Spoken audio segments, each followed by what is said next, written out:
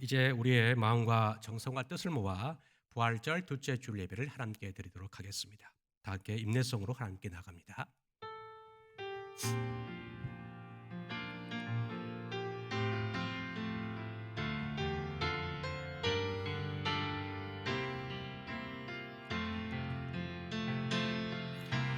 나는 하나님을 예배하는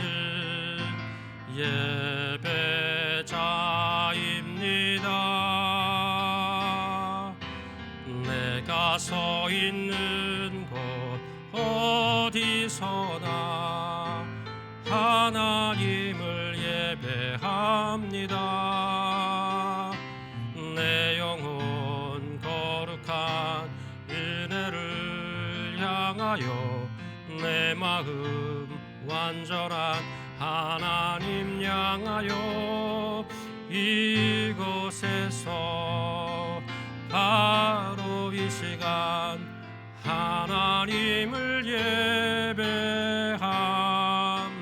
예배합니다. 내가 죽지 않고 살아서 여호와께서 하시는 일을 선포하리로다. 여호와께서 나를 심히 경책하셨어도 죽음에는 넘기지 아니하셨도다. 내게 의의 문들을 열지어다. 내가 그리로 들어가서 여호와께 감사하리로다. 아멘. 영원 무궁토록 영광을 받으실 주님, 부활의 간격 속에서 지난 한 주간을 보내게 하시고 그 감격으로 오늘 거룩한 주일에 다시 한번 저희들을 예배의 자리로 부르시니 감사드립니다.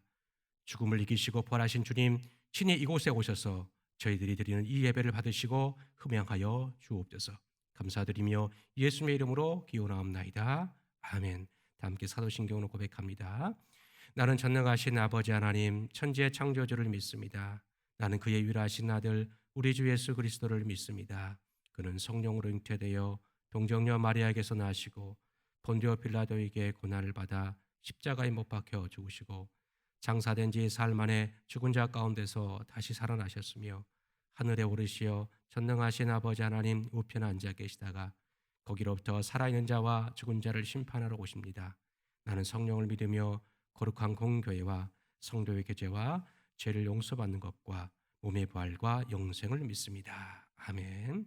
이 시간에는 허은희 부감님께서 기도 인도해 주시겠습니다.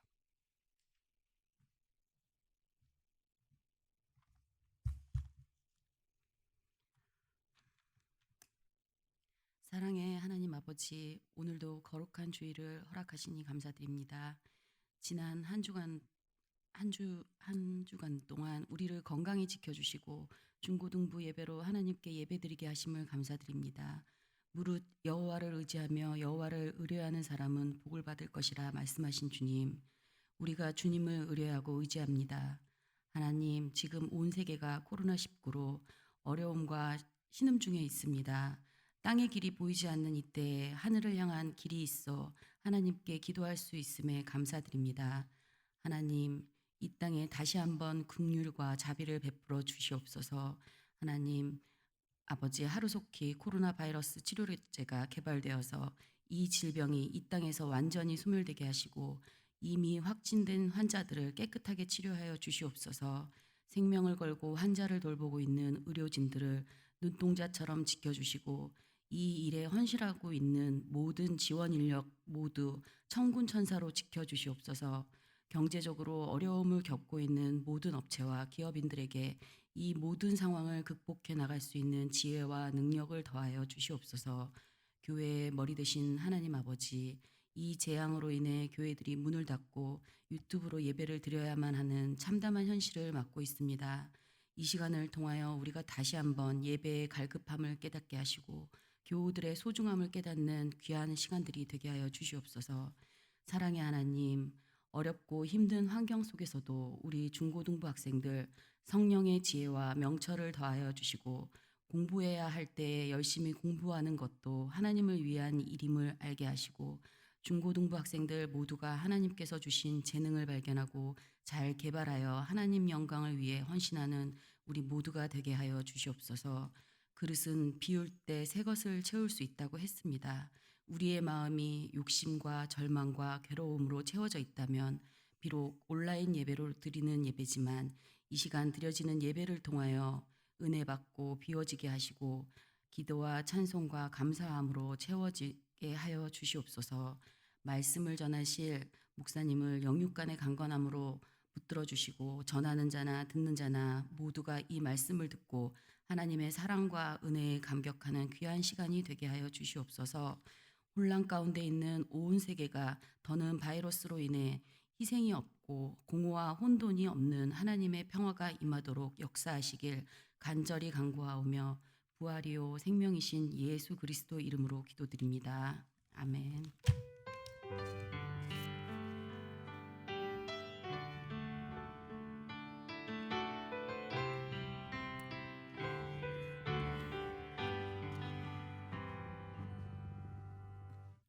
이 시간에 우리가 주신 하나님 말씀은 에스겔 37장 1절부터 11절까지입니다. 구약 1209년에 기록되어 있는 에스겔 37장 1절부터 11절까지 말씀, 저와 여러분이 한 절씩 교독하도록 하겠습니다. 제가 1절 말씀 먼저 봅니다. 여호와께서 권능으로 내게 임재하시고 그의 영으로 나를 데리고 가서 골짜기 가운데에 두셨는데 거기 뼈가 가득하더라. 나를 그 뼈 가삼으로 지나가게 하시기로 본즉 그 골짜기 지면에 뼈가 심이 많고 아주 말랐더라. 그가 내게 이르시되 인자야 이 뼈들이 능히 살 수 있겠느냐 하시기로 내가 대답하되 주 여호와여 주께서 아시나이다. 또 내게 이르시되 너는 이 모든 뼈에게 대언하여 이르기를 너희 마른 뼈들아 여호와의 말씀을 들을지어다. 주 여호와께서 이 뼈들에게 이같이 말씀하시기를 내가 생기를 너희에게 들어가게 하리니 너희가 살아나리라. 너희 위에 힘줄을 두고 살을 입히고 가죽으로 덮고 너희 속에 생기를 넣으리니 너희가 살아나리라. 또 내가 여호와인 줄 너희가 알리라 하셨다 하라. 이에 내가 명령을 따라 대언하니 대언할 때에 소리가 나고 움직이며 이 뼈 저 뼈가 들어맞아 뼈들이 서로 연결되더라.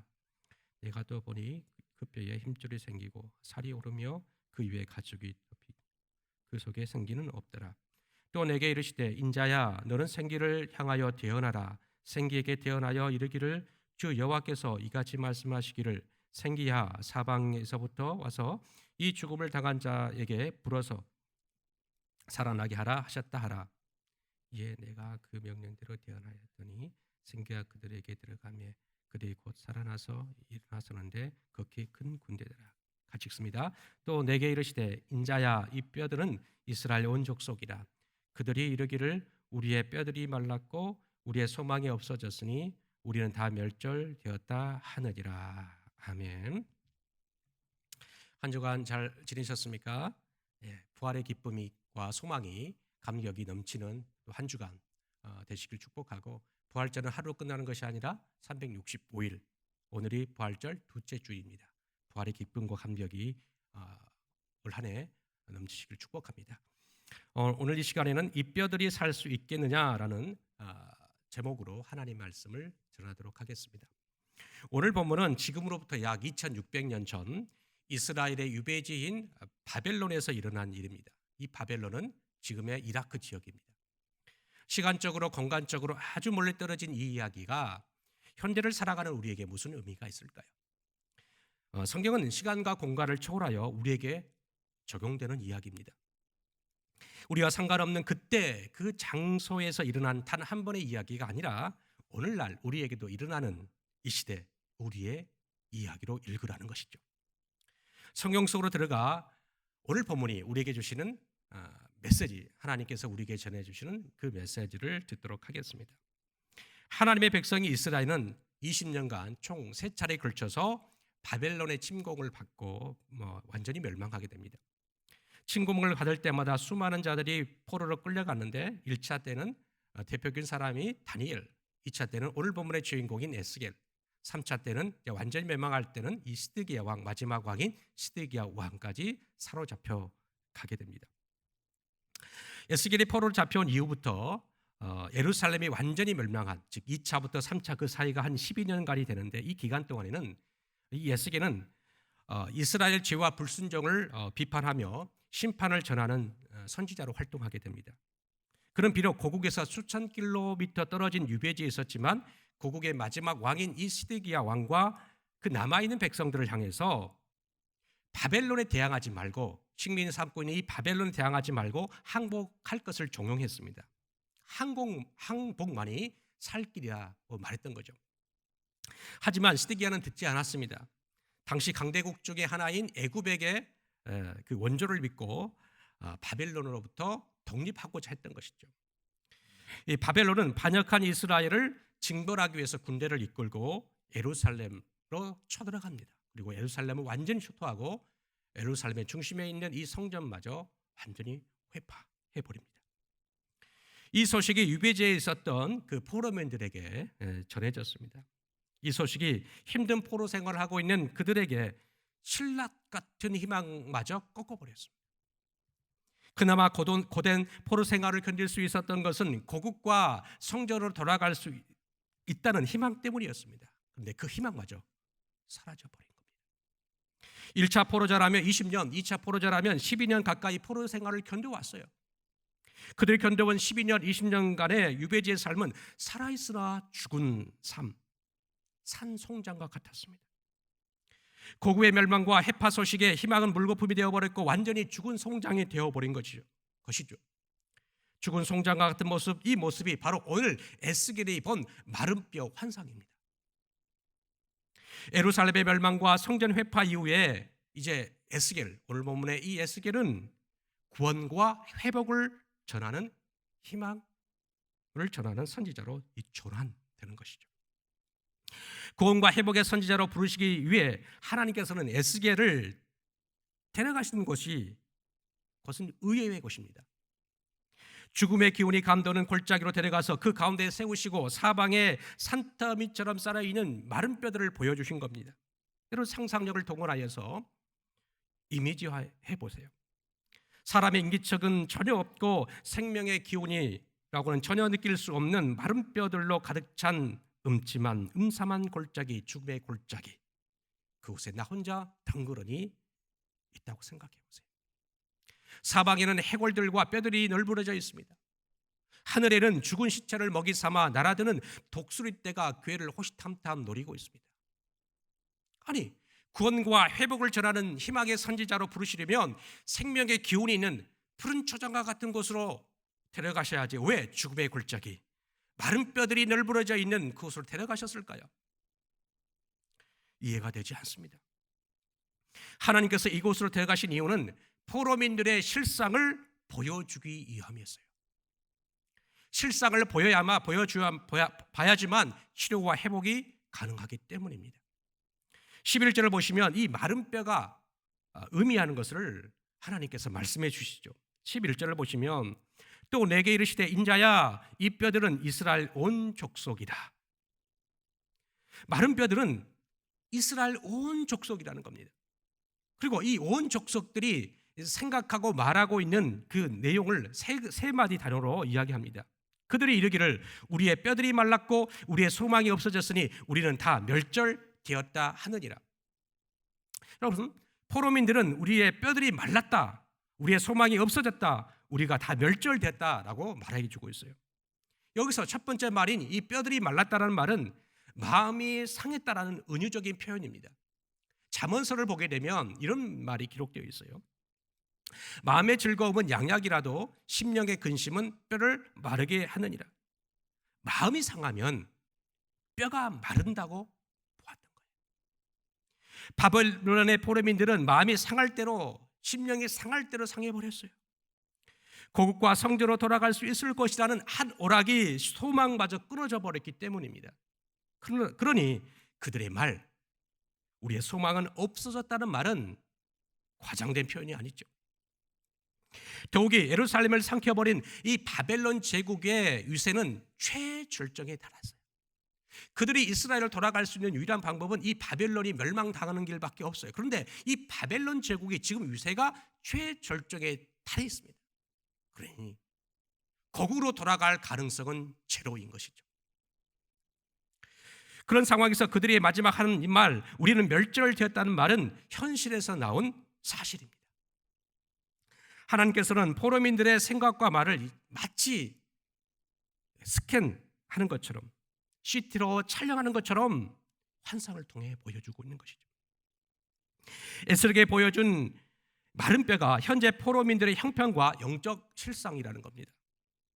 마른 뼈를 보여주신 후 하나님께서 에스겔에게 이렇게 질문합니다. 3절을 보시면 그가 내게 이르시되 인자야 이 뼈들이 능히 살 수 있겠느냐. 여러분 이 질문을 여러분들도 한번 받아보시고 한번 질문에 한번 답을 해보세요. 여러분 이 뼈들이 살 수 있어요? 아니 마른 뼈가 어떻게 살아요? 말도 안 되는 소리죠 라고 대답할 겁니다.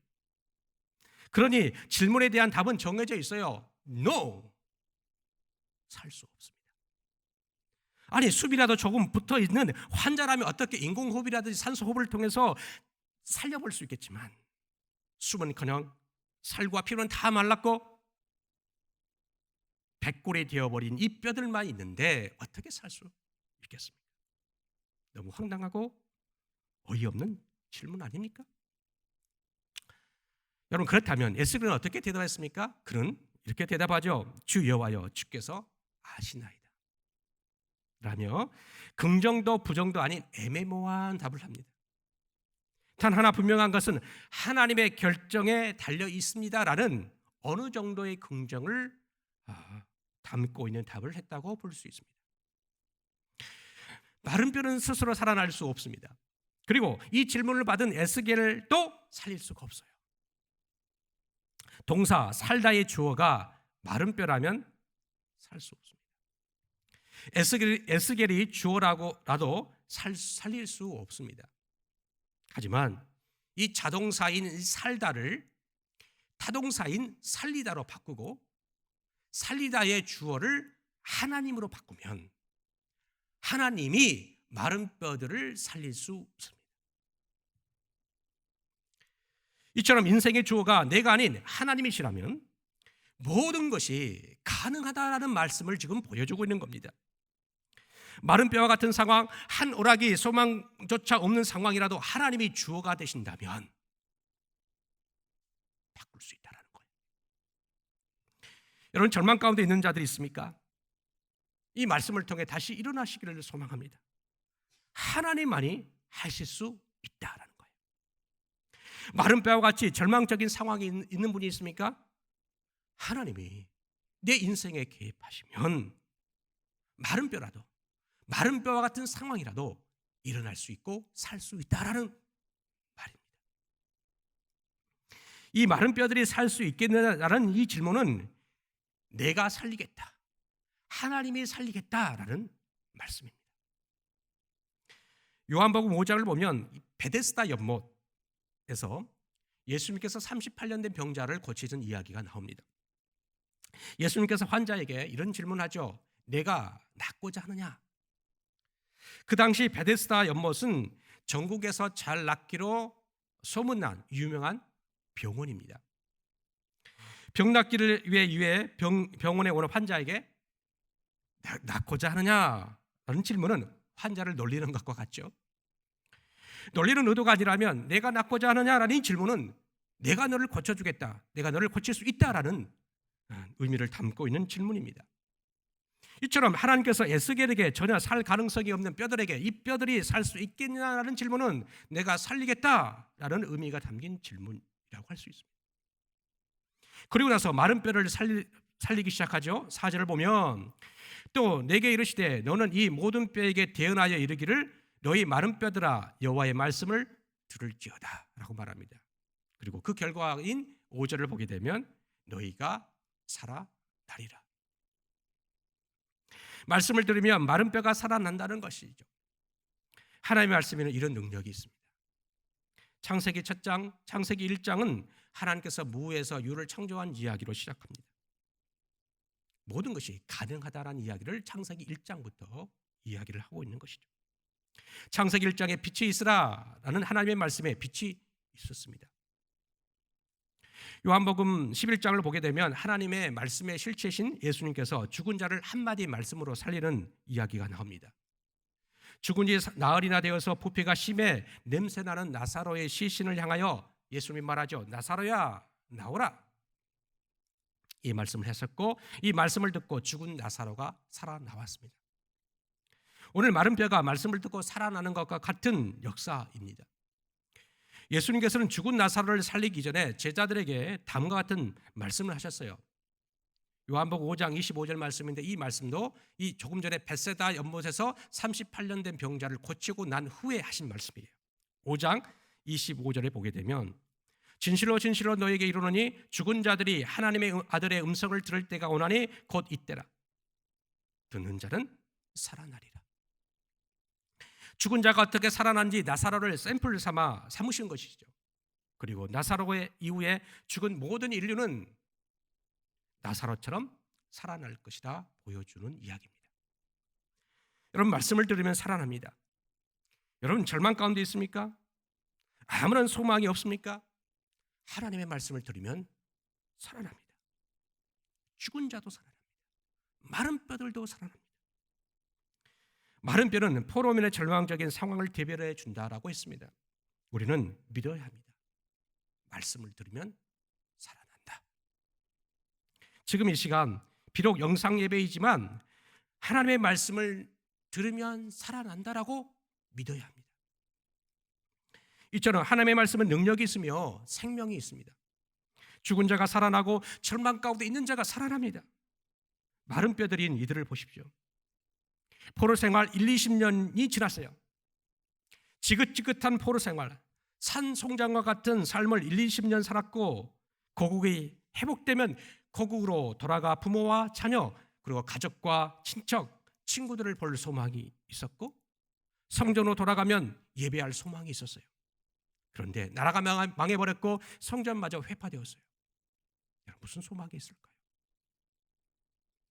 2600년 전 에스겔에게 보여준 이 환상이 오늘날 우리가 처한 상황과 비슷하지 않습니까?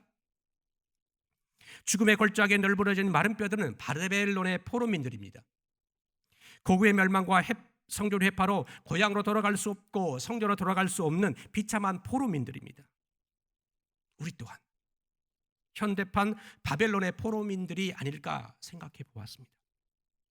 전 세계가 코로나19 감옥에 갇힌 생활을 하고 있습니다. 우리 각자가 처한 상황은 약간은 다를 수 있지만 우리 모두는 코로나19의 포로민들입니다. 이스라엘 백성들이 바벨론에 갇힌 포로민들인 것처럼 우리 또한 코로나19 감옥의 포로민이 되어버렸습니다. 학교에 가고 싶어도 학교에 갈 수 없습니다. 교회에 가고 싶어도 교회에 갈 수 없습니다. 상황이 비슷하지 않습니까? 약 2달째 집에만, 그리고 제한된 장소에서만 움직일 뿐입니다. 감옥 상황이죠. 코로나라는 감옥이 일상의 삶을 송두리째 빼앗아가 버렸습니다. 우리 학생들은 몰라도 이 부모님들 세대는 어떻습니까? 심각한 코로나 여파로 직장이나 사업장을 가고 싶어도 갈 수 없는 사람이 한둘이 아닙니다. 참 절망적인 상황이죠. 이때 우리에게 마른 뼈 환상을 보여주시는 겁니다. 그래도 희망과 소망을 가져라는 것이죠. 마른 뼈대로 살 수 있다라고 말씀하시는 거죠. 하나님께서 마른 뼈를 살리신다는 것을 믿으라라는 것이죠. 어떻게 살 수 있습니까?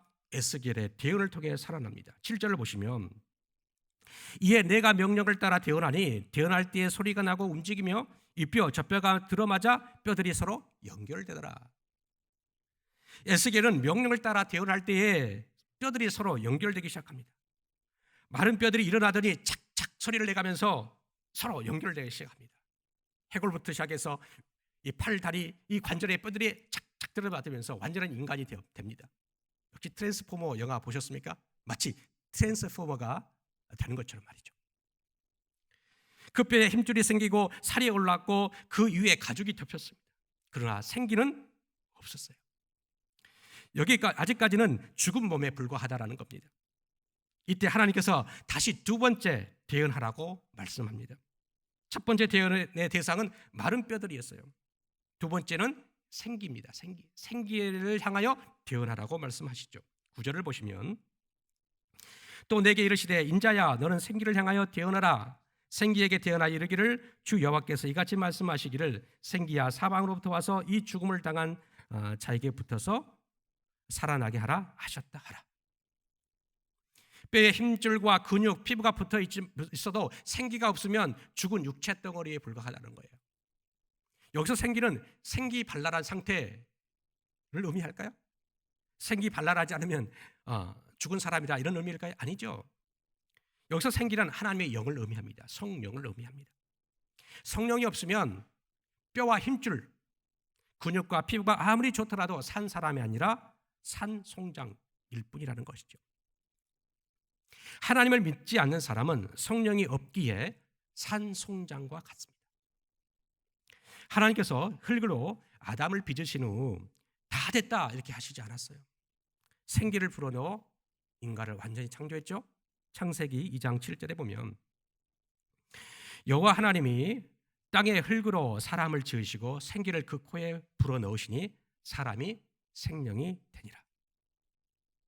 흙덩이에 생기를 불어넣어서 사람이 생명이 되게 하셨어요.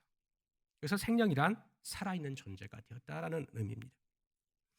에스겔이 본 마른 뼈들은 절망적인 현 상태이자 죄와 불순종으로 인해 멸망해버린, 그러니까 즉 죽어버린 육체 덩어리에 불과한 포로민들입니다. 그 뼈들에게 하나님께서 성령을 통해 살리시는 거죠. 과거 불순종의 포로민이 되어버린 자들을 새 사람, 이 성령으로 새 사람으로 만드시고 살 소망을 불어넣어 주신 겁니다. 여러분 이들을 보십시오. 그들은 고국에 이제 돌아갈 수 없다, 성전에서 예배할 수 없다고 절망 가운데 있었습니다. 하지만 하나님께서는 마른 뼈 환상을 통해서 소망을 주셨어요. 백골같이 되어버린 이스라엘을 큰 군대로 살려내신 겁니다. 그리고 이 환상은 정확히 70년 후에 성취되었습니다. 영원히 멸망당하지 않을 것 같았던 이 바벨론 제국이 페르시아 제국에 멸망당합니다. 그리고 모든 포로민들은 고국으로 돌아가도 좋다라는 이 페르시아 고레스 칙령으로 약 5만 명의 포로민들이 큰 군대가 되어 이스라엘로 돌아갑니다. 예루살렘에 귀환한 포로민들은 무너진 성전을 재건하기 시작했지만 원수들의 방해로 16년간 중단되었다가 3년 6개월 만에 성전을 재건함으로 이 환상이 성취됩니다. 이 마른 뼈들은 에스겔이 포로로 잡혀왔을 때 첫 번째 본 환상과 연관이 있습니다. 에스겔은 불행한 시대에 태어난 사람이에요. 그의 나이 18세 때 바벨론의 1차 침공으로 나라가 망하는 것을 보았습니다. 여러분의 나이로 보면 18세면 지금 고2 정도 되죠. 고2 청소년입니다. 그리고 25세 청년 때에 여호야긴이라는 왕과 함께 자신이 포로로 끌려갑니다. 포로로 잡혀가지 않고 고국에 있었다면 5년 후에 자동적으로 제사장으로 취임합니다. 에스겔은 그 당시 금수저를 물고 나온 사람이에요. 제사장 수업을 차근차근 밟아가며 제사장 취임식만을 기다리는 미래가 보장된 사람이었어요. 하지만 그는 금수저에서 흙수저보다 못한 포로민, 미래가 보이지 않는 사람이 되어버렸습니다. 포로 생활 5년 후 유배지에서 30세를 맞이했습니다. 30세는 제사장 취임식 해입니다. 여러분 얼마나 절망적이었을까요? 고국에 있었더라면 그는 자기 손으로 성전문을 열고 공식적으로 첫 번째 제사 의무를 집례했을 겁니다. 하지만 이 포로 생활이 성전문과 그의 인생문을 닫아버렸습니다. 절망적인 그때 에스겔은 하나님께서 하늘문을 여시고 불마차를 타고 내려오는 환상을 봅니다. 하나님께서 그의 인생문을 여시고 들어오신 거죠. 절망 상황에서 소망을 보게 하시는 겁니다. 그리고 6년 후에 오늘 마른 뼈 환상을 보게 된 것이죠. 이때의 상황도 절망적인 상황일 때입니다. 바벨론의 3차 침공으로 성전문과 함께 성전이 완전히 회파되어 버립니다. 에스겔에게도 그리고 포로민들에게도 절망입니다. 그때 하나님께서 마른 뼈가 되살아나 큰 군대가 되는 환상을 보여주신 겁니다. 에스겔이 절망했던 6년 전 에스겔은 하나님께서 불전차를 타고 하늘에서 내려오시는 환상을 보았고 이제는 마른 뼈들이 살아나 큰 군대가 되는 환상을 보았던 겁니다. 이 환상들은 70년 후에 완전히 성취됩니다.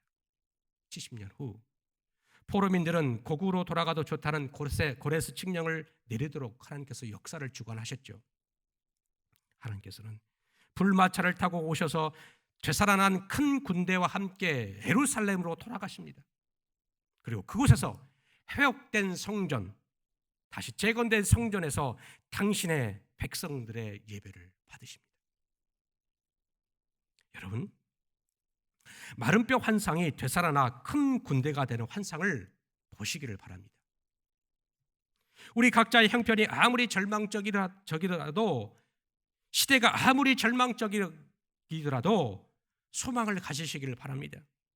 여러분, 에스겔 시대만큼 절망적이지는 않거든요. 힘을 내시기 바랍니다. 그 힘은 어디서부터 옵니까? 하나님이 주시는 말씀에서 옵니다. 그리고 하나님께서 우리에게 보여주신, 또 에스겔에게 보여주신 그 환상을 통해 우리는 일어날 수 있게 되는 것이죠. 여러분, 약 2600년 전 하나님께서 죽음의 골짜기로 데려가 마른 뼈들을 보여주시고 에스겔에게 하신 질문으로 설교를 마칠까 합니다. 아무개야, 이 마른 뼈들이 살 수 있겠느냐? 여러분들을 향한 하나님의 질문입니다. 기도하겠습니다. 좋으신 아버지 하나님, 하나님께서 우리를 사랑하시고 보호하시고 인도해 주셔서 감사합니다. 절망적 시대 가운데에 하나님 에스겔과 그 포로민들에게 말씀하셨던 그 음성이 이 시대 가운데 들려지게 하시고, 하나님의 말씀을 듣고 이 환상을 보고 다시 한번 일어나는 우리 청소년들, 또 이 시대에 또 우리 교회와 우리 모두가 될 수 있도록 역사하여 주옵소서. 감사드리며 예수님의 이름으로 기도하옵나이다. 아멘. 다 같이 찬송하시면서 준비하신 봉헌을 하나님께 드리겠습니다.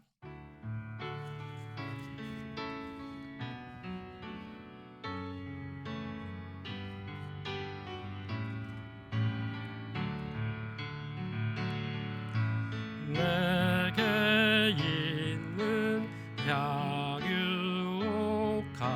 주께 가져와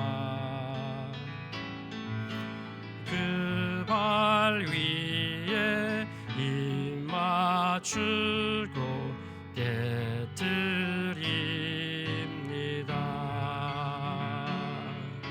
나를 위해 험한 산길 오르신 그 발, 걸음마다 그 신사랑 새겨놓았네.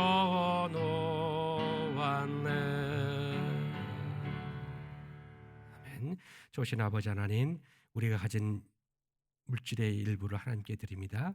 이 물질을 드릴 때에 우리의 모든 것을 드리오니 우리를 받으시고 흠양하여 주옵소서. 이 물질이 쓰이는 곳곳마다 하나님의 나라가 확장되게 하시고 하나님 이름이 드러나고 죽은 자가 살아나는 귀한 역사가 있도록 축복하여 주옵소서.